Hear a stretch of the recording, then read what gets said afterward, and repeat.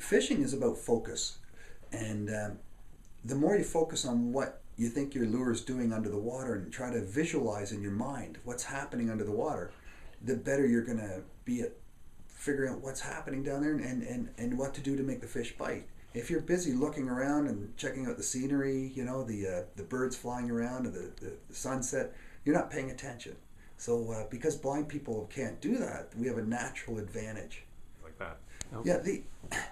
Yeah, I always forget that people, people new to blindness don't have the kind of experience I have, and I take a lot for granted. But something I started doing a long time ago as a kid is using the tip of my tongue to guide the fishing line into the circle on the end of the hook, and you just don't put the worm on the hook until you tie it on. And other things, organizing lures. Plano makes some really good trays with individual dividers, and I just take a braille label and I put a safety pin on the braille label and I just attach it temporarily to each lure.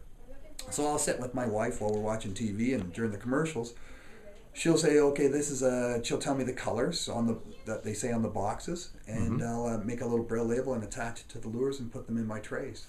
And then when I go to fish, I take the safety pin off and fish the lure, and hopefully I get it back and put the pin back on, and that's how I keep track of my lures that way. Okay.